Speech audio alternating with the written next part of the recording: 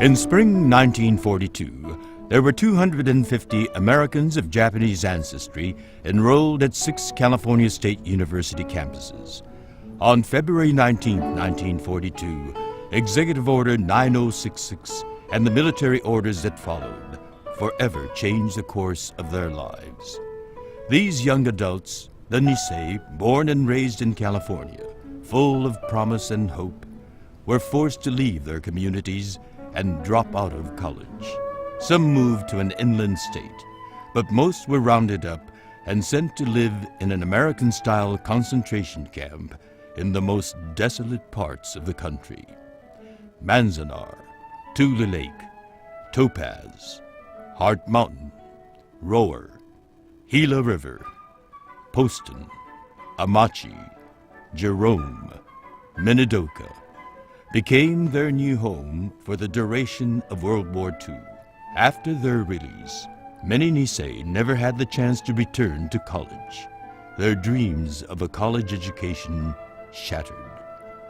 In the spring of 2010, the CSU located 125 of these former students and presented them with special honorary bachelor's degrees at commencement ceremonies at 6 campuses.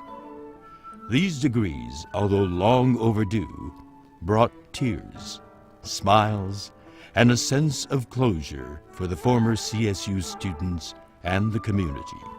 The barbed wire fences that imprisoned them and tore them away from their aspirations have now been replaced by the dignity of their very special honorary bachelor's degrees. Now we will hear from the Arase, Otomo, and Yamamoto families, degree recipients from Fresno State. This degree and ceremony helps restore the dignity and honor of loyal Americans wrongfully removed from their schools, homes, farms, businesses, and careers.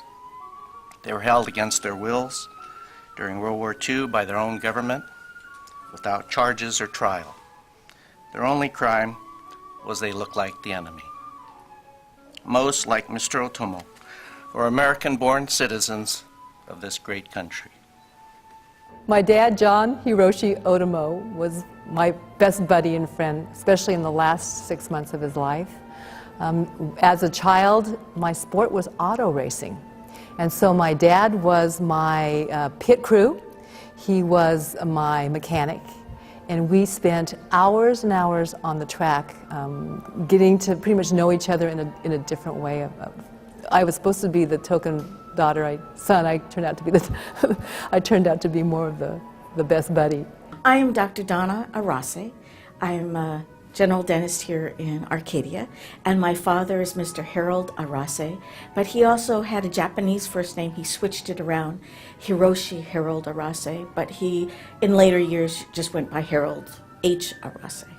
He was born in Salinas, California, Northern California. He was raised in the Fresno area, so he grew up pretty much in Fresno pretty much all of his life until the war. Both of my aunts, Auntie Helen and Auntie Velma, were both born in Fresno, California, and my mother was their older sister.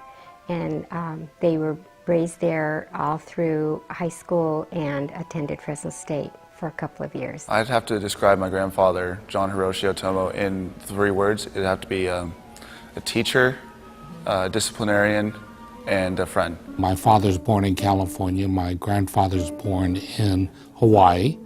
And on my mother's side, they're from the Sacramento, Elk Grove area. And they met in camp during World War II. It was one of those good news, bad news. The bad news was that they were in camp. The good news was that had they not met, I wouldn't be here. So those are the kinds of ways of history. And one of the touchstones in our community is the camps that Japanese were incarcerated in during World War II. It's always a reference point. Eventually, during the conversation with new friends or strangers, even if they're Japanese American, somewhere along the way the question comes up, were you in camp? If you were in camp, what camp? If you weren't in camp, what camp was your family in? And that becomes just a touchstone for our community. And in the beginning, very few in our community talked about it after the war. It was as described by a second generation Nisei activist named Edison Uno. He described it as like being a rape victim, where you don't want to talk about it, but it has a tremendous impact on your life. In speaking to many Nisei about their internment experiences, I came to realize what a profound psychological impact internment had on them, and why so many of them have been very reticent to talk about it, even to their kids. They had some way of justifying it in their mind because they could mentally then go on. And, they didn't express any bitterness, which is amazing. In one generation, there's absolutely no bitterness about having all of that taken away. I think that one Japanese word, gaman, pretty much depicts that entire generation. It pretty much says that they will endure the worst of the worst with patience and dignity. And that pretty much sums that word gaman. So I think what it did is they realized that they just had to move forward silently and not dwell in the past, just move forward. I don't think that really affected us as much, but it was something that is fortitude. They had to go ahead, they had to use gaman so that they laid a foundation for us. They're more determined, I believe, after that. I think it strengthened his pride as an American to be a part of the military. Definitely discipline aspect, that's kind of how it affected us too. Conferral of these honorary degrees is a wonderful idea. It is well deserved and symbolically very important. As someone who experienced internment myself, this ceremony has a lot of personal meaning for me as well as you, the honorees. However, I was only 6 years old at the time and went through first through third grades in the Minidoka, Idaho internment camp. If I had been old enough to be in college like all of you honorees, I can only imagine how you must have felt to be forced to terminate your higher education under these traumatic and demoralizing circumstances. Your average age at the time of internment was about 19, and almost all of you were American-born citizens. I'm sure your education in American schools imbued you with a deep belief in such American ideals as democracy, freedom, and liberty, making you among the most loyal and patriotic citizens of this nation. The interesting thing for me was the experience of those that were going to the college, the university, the state colleges that existed, and community colleges at the time. Their sense of their future was the proverbial rug was pulled out from underneath them. So it was about finishing up, tying together loose ends, putting closure to, and that was the motivation for doing AB 37. Dad lived in the central San Joaquin Valley. His family and all of his roots were there. His sisters had attended Fresno State, and it was a natural progression. Being the eldest son, he was also responsible for overseeing the ranch and making sure that his mother was okay. He wanted to be a mechanic, but because of the ranch, he majored in agronomy instead. He was majoring in the sciences.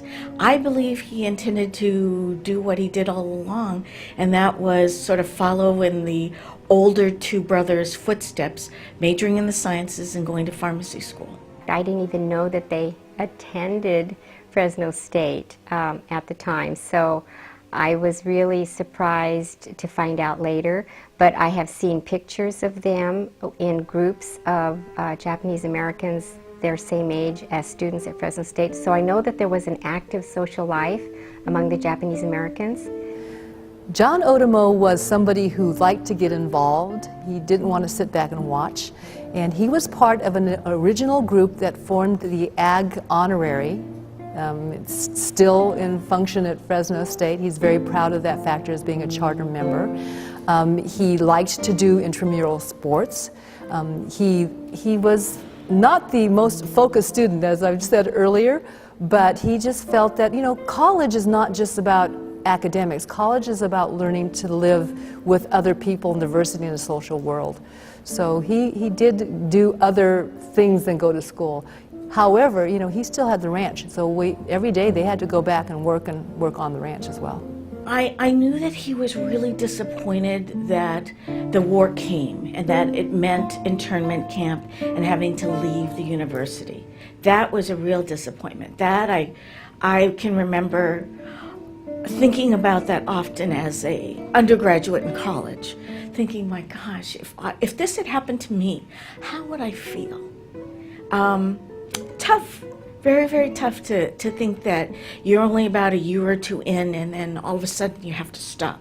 But it stopped for all of the Japanese Americans. So it wasn't like you were the only one. You were part of thousands of people whose education had to stop at that time. I think typically in many of the Japanese American families, education was very much emphasized as an important thing to pursue. And so I don't think there was any doubt at all that they would go on to college. My grandfather had a vineyard and a farm, and so without having any sons, they always felt sorry for my grandfather because he had 3 daughters who couldn't help much. They did help some, but he actually gave up that farm after a while and he moved into town with my grandma. And another aspect of it that I found really interesting, and I want to do more research on it, is the number of women that went to college. I mean, we're talking about the 1940s, and there was an extraordinary number of women, Japanese American women, that were going to college. My Aunt Helen went to Fresno State, and I think her major was in business administration. She eventually went on to have a career as an adjudicator for the Veterans Administration in Los Angeles. Interestingly enough, my father really didn't believe in educating women. He was pretty old-fashioned at the time. And I come to find out the reason why he didn't believe in educating women is he really thought they should be mothers and stay home and raise their family and all of those kinds of things. I don't think he felt that it wasn't they couldn't do it. Because I certainly had aunts who had gone to graduate school, and there were other extended family members who had graduate degrees and things like that. But many of them stayed home and raised their family anyways, despite having all of that education. And I think he felt it was really a waste to educate women who were going to stay home. My Aunt Velma knew that she wanted to major in science and biology. And after the interruption with the war, they all went into camp at Jerome, Arkansas, for a period of time, and then they were all 3 released to go to Columbus, Ohio. He was a very strict disciplinarian.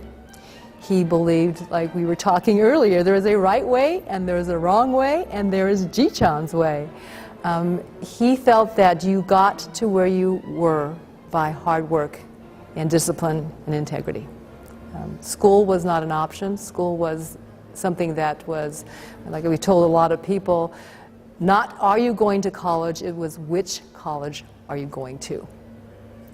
I know that they would have pursued education. They would have probably, my Aunt Helen probably would have received her degree, and even though she ended her career with a high position as an adjudicator, who knows what she might have become if she had been allowed to finish college and receive a degree in business as she wanted, because she was a very organized person and she worked in the administrative part of the Veterans Administration, and I know she received a lot of promotions, one after the other, and that was all without her degree. The war changed their lives tremendously because it meant they had left California, they had gone to the Midwest, they had seen a different lifestyle.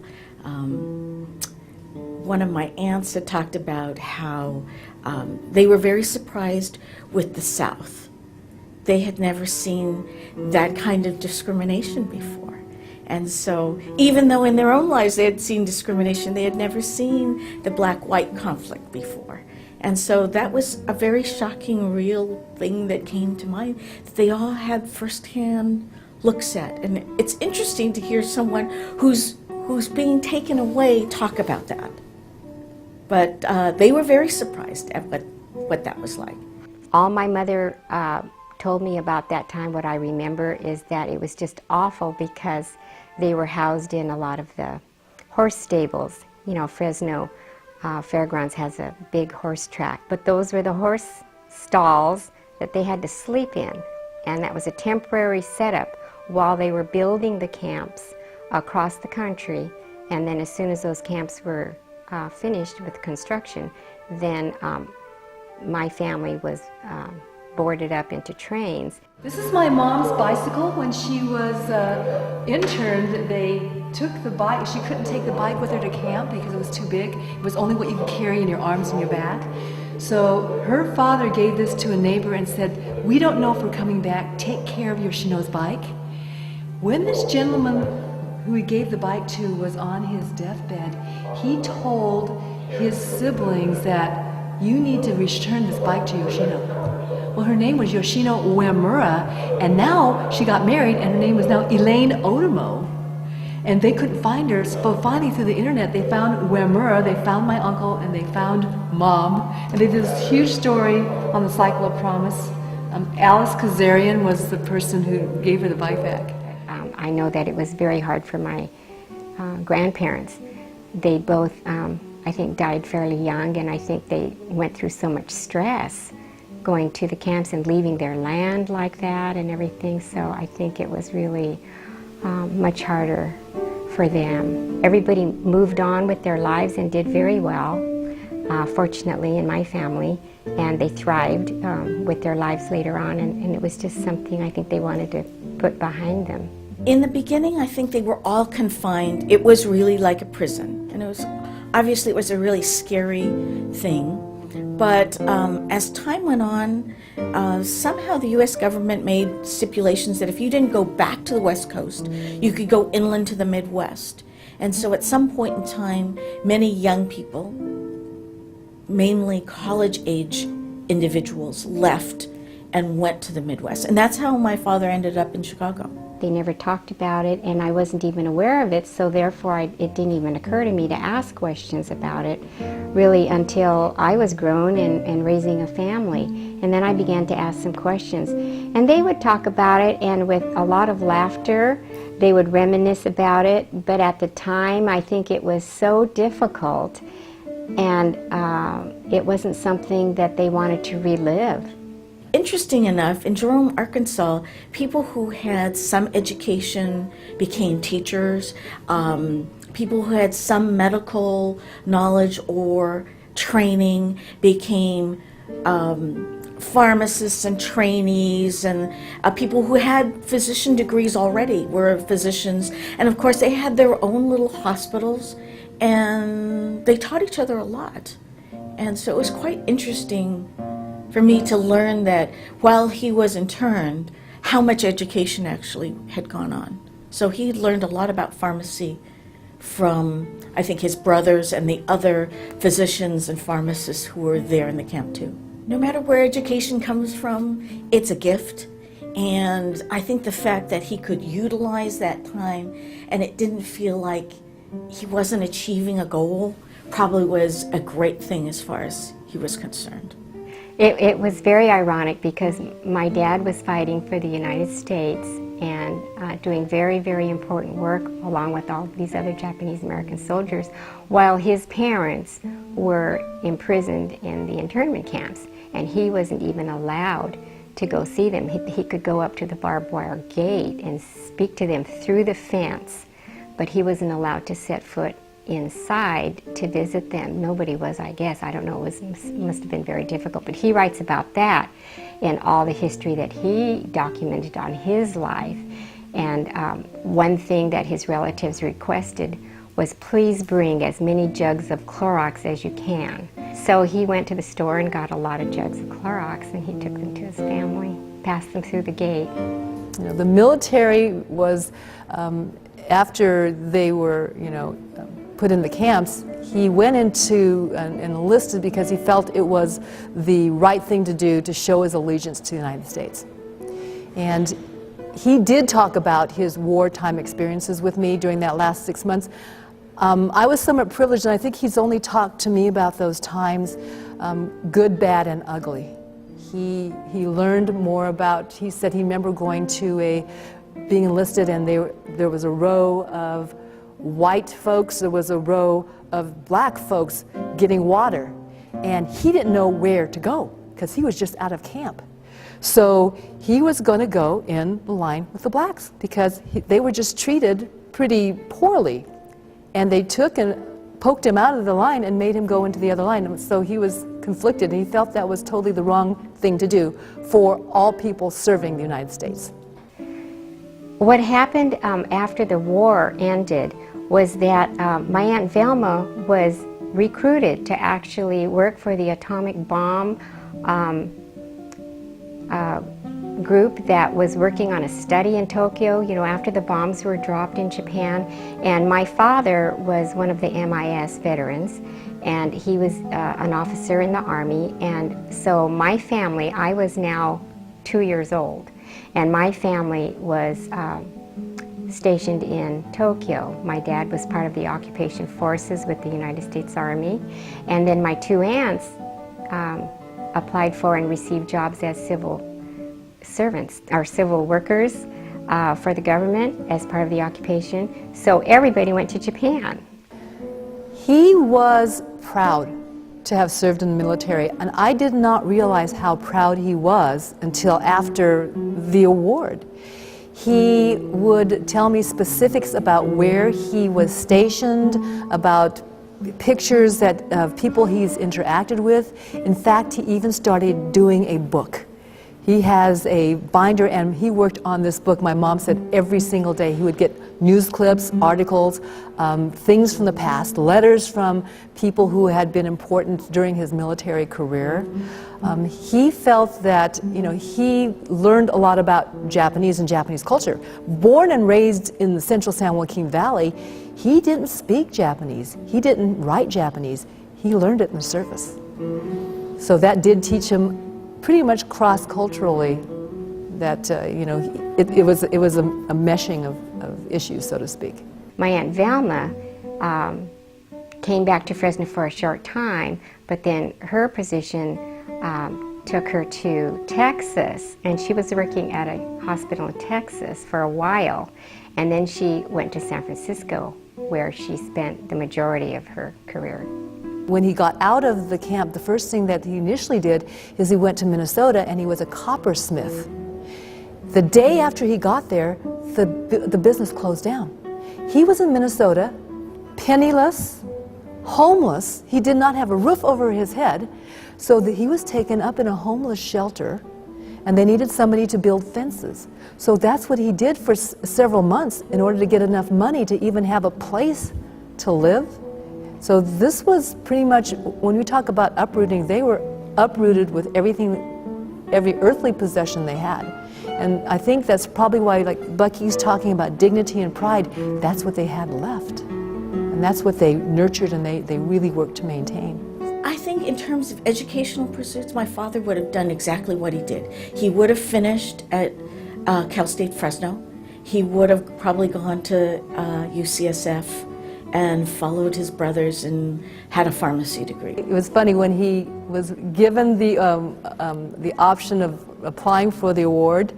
He was with his cardiologist, and the cardiologist said, "Aren't you one of the people who, you know, was in school in 1942?" And my dad said, "Yeah, I'm not going to apply for that though." And he said, "You should." The cardiologist. My dad goes, "You know, but I was taking a botany test, and I would have flunked it. So it's okay that, you know, I was pulled out that day." But he went to Fresno State primarily because he believed in education as a major passport for life. Today's will be the first presentation organized by a CSU campus since the trustees approved the program less than 3 months ago. Chancellor Charles Reid said it best when we began this project. Internment of Japanese American citizens, he said, represents the worst of a nation driven by fear and prejudice. By issuing honorary degrees, we hope to achieve a small right in the face of such grave wrongs. Now, nearly 80 Fresno State students had to leave school. Mr. Otomo was one of them. Today we recognize his determination and courage, and the courage of people like Mr. Otomo, who overcame their challenges to lead exemplary, inspiring lives. Dad, we're so proud of you. You are now officially a Fresno State Bulldog. Officially. I didn't learn much until after he received the honorary degree. It was almost a opening of his heart and saying it was okay for him to tell us his stories. And I had the privilege of going to multiple ceremonies at Fresno, San Luis Obispo, and even went to the one at Dominguez Hills.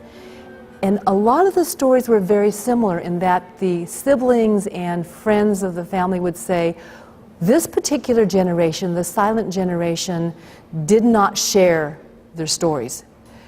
But when he got the degree, it was almost like he was now the professor and able to tell the story. I asked him why he didn't talk, and he said essentially, we don't want you to carry the travesties of our problems on your backs. But then he realized it's not a travesty, it's the story that needs to be shared. So. They knew it was a mistake that the government had made.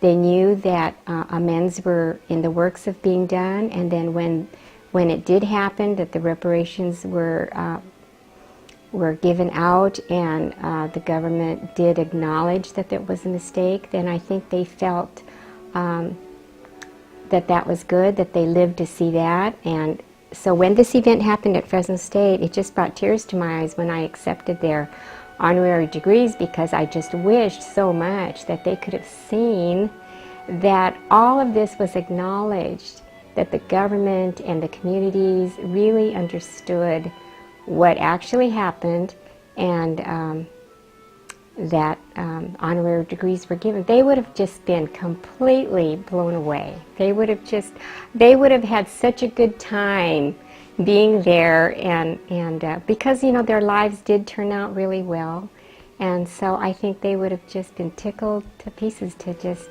get this degree on their own. I think a lot of work, in some ways, it's a bit of a culmination, as it were, of acknowledging the experience and then having a state response to it, a governmental response, just like the government responded after the bombing of Pearl Harbor with Executive Order 9066.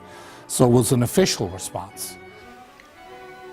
My own children were asking questions as they enter junior high, high school, and assignments are being made to write life histories.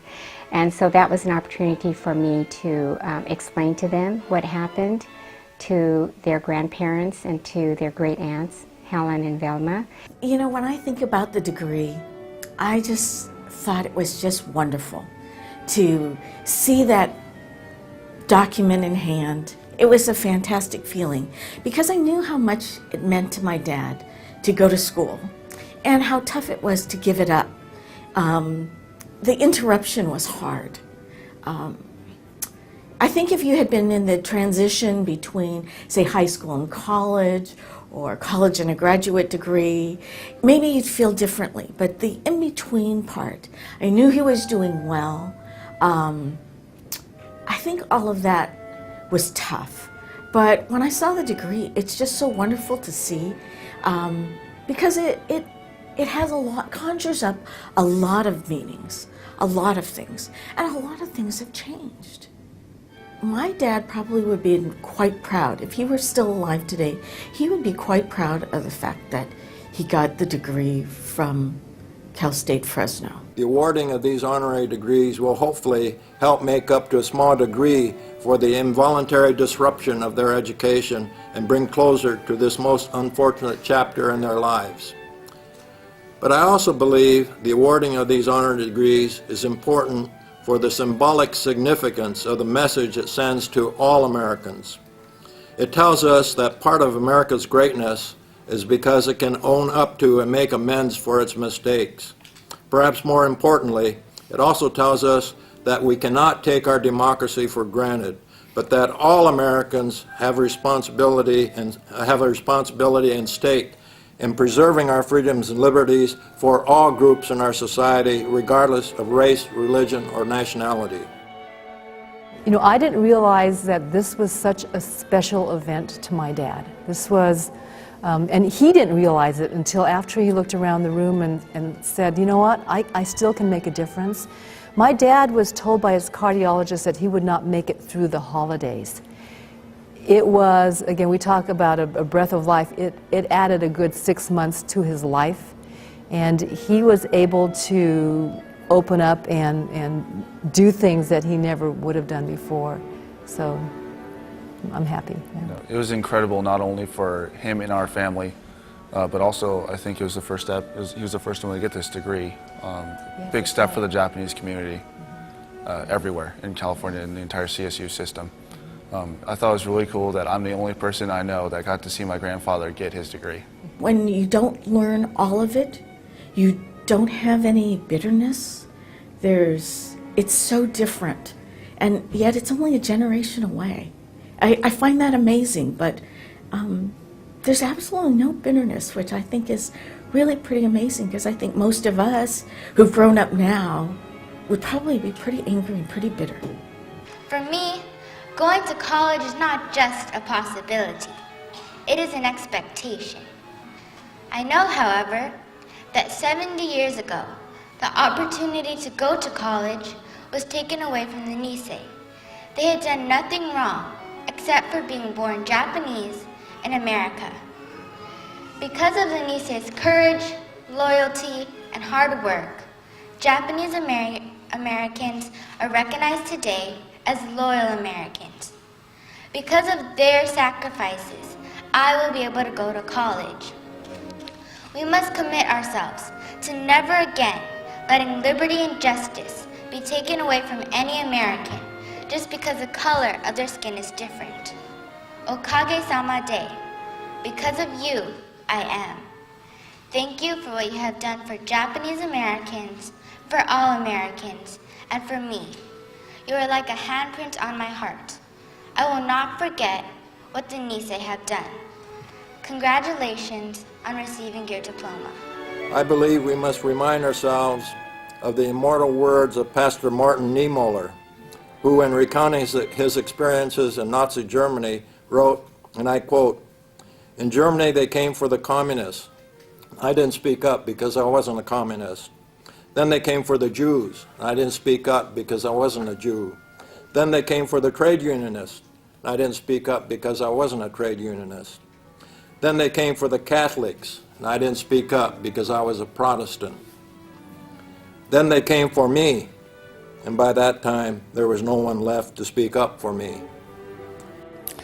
I think that's the point. It's not just a history lesson. It's not nostalgia. It's not going back. What it is really going forward. It's a teaching moment to talk about the importance of the Constitution, the importance of people's rights. And no matter the environment, no matter the ethnicity, no matter the gender preference, whatever, people have these rights at all times as Americans. And you can't take them lightly. You can't, just because the situation may be very negative around a war experience or terrorism or whatever the case may be, you can't use that as a reason to trample people's constitutional rights. And as an individual, you have a right of due process, and as an American, you have the protections of the Constitution and the Bill of Rights. And those things were violated in this chapter of history. And oftentimes we go up to the edge. Sometimes individuals step over and they violate these rights, and we have to pull people back. And I think it also showed the resiliency of the government and their ability to finally redress and apologize for the experience and make corrections in our democracy. In concluding, let me just say to our Nisei honorees that in accepting these honorary degrees, you are speaking up, not only for Japanese Americans, but for all Americans. Your experiences should be both a warning and an inspiration to all Americans. It warns us that the U.S. Constitution alone will not protect our liberties and freedoms, that it's just a piece of paper, which is given life only by the efforts and vigilance of all of us to maintain our democratic principles and ideals for all of our citizens. And it inspires us because after the internment, you did not allow yourself to be consumed in bitterness, but through hard work and determination, you rebuilt your lives and helped ensure a brighter future for upcoming generations of Japanese Americans. So, on behalf of all Japanese Americans, and dare I say for all Americans, I want to express our gratitude to the honorees and the entire Nisei generation for their fortitude, resilience, and sacrifice that has left us with such an enduring and important legacy. I humbly accept the honorary degree. And thanks all the dignitaries for being here. Hey, this is something. You know, they say old men don't cry, but I had some tears. I'll thank everybody for being here. And through all this adversity, I think the USA is the best country in the world. God bless you, and thank you.